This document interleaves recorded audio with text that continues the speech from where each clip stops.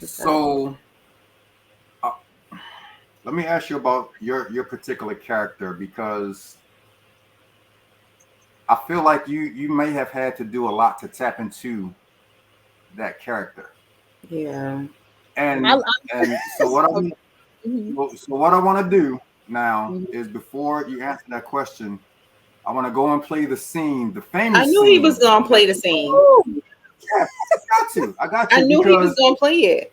No, and Lisa, I'm gonna be honest. The only reason that I'm doing this, the only reason I'm gonna do this is because there are people now that are looking at her on the screen, and they're saying, "I have no idea who she is. I have no idea what you're talking about. I have no idea about you." You know what I mean? Right. And to me, it's important to play this because this is one of the most powerful scenes in The Wire. Like, this was like, this definitely is. Like, this was really one of those, you know what I mean? And it's so crazy that you say that, because I remember them saying, like, being on set, and they were saying, like, make her look more rough. Like, she's too pretty to be Razor Girl. And I'm like, I get that totally. So I want to go and share this, and I'm hoping, because StreamYard looks a little different right now, so I'm hoping that we actually get the audio with this. It's a rocket ship, right? Can y'all hear that? Yes. Yeah, I can hear it. Okay. Can you hear it? I just want. Okay. I can hear. I just want to. Okay, so we're gonna play it. It's a rocket ship, right? Randy, is this a trick question? Nope. 1,000 miles? On the money. Oh, Mr. Presbo, I was going to say that. Go ahead.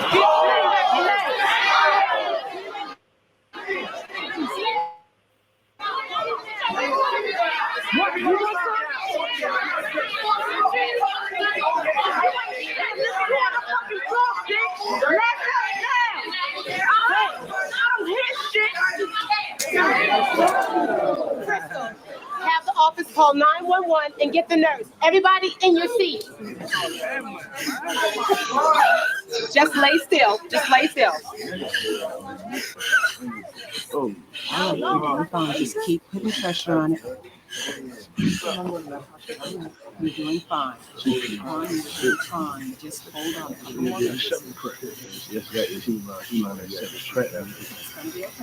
It's gonna be okay. It's gonna be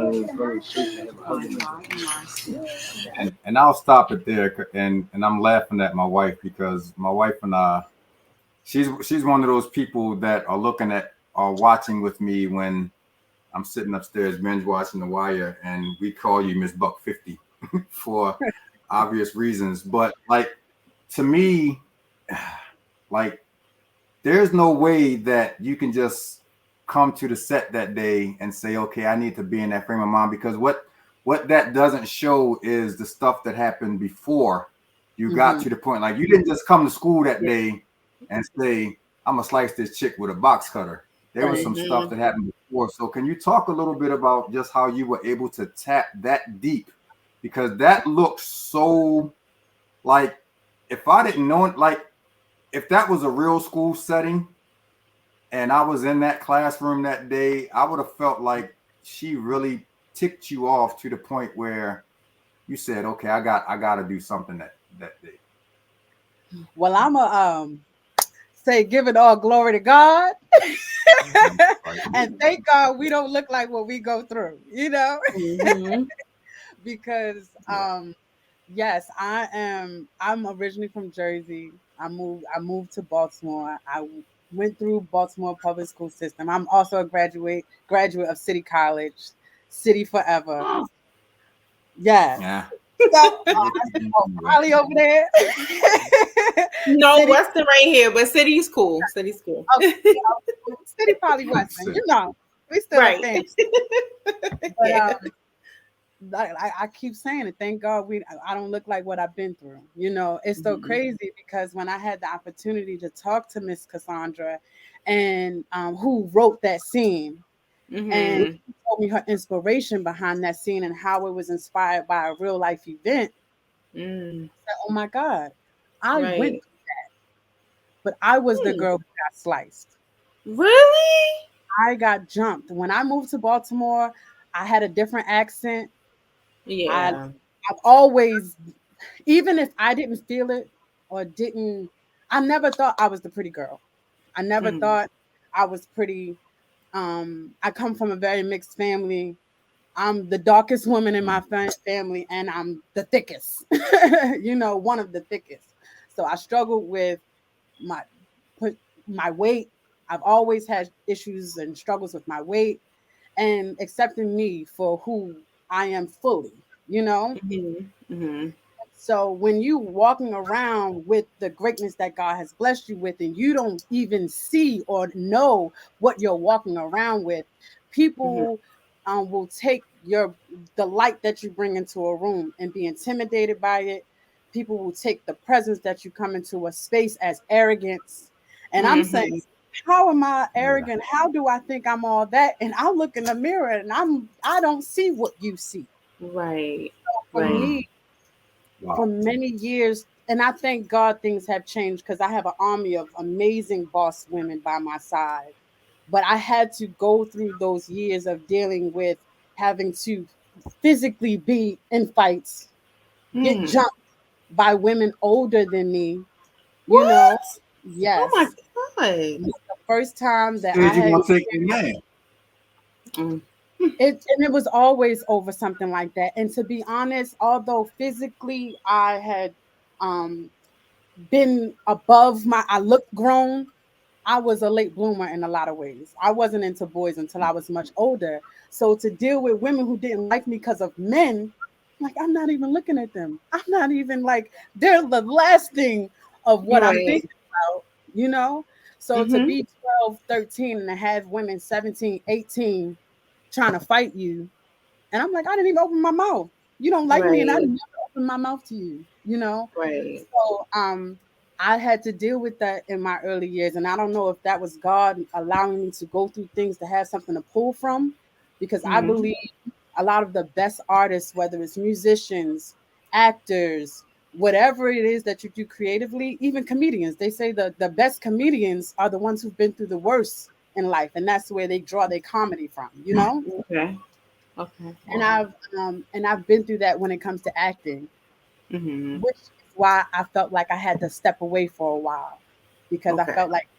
I felt like it became a place where I can dump my emotions, because in real life I wouldn't cry. In real life I wouldn't break. But on camera, on stage, the director said we need you to cry on five, five, four, three, two, boom, it was dropping. It became that for me.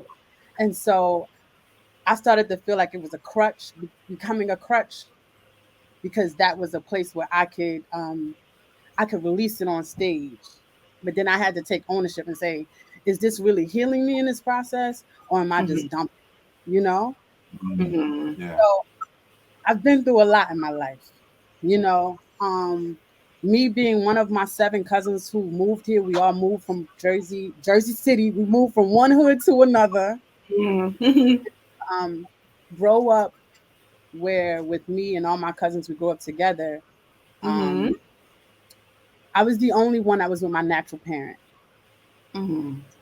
And I had to deal with the hate in my home, and then to leave home and to deal with the hate in the street.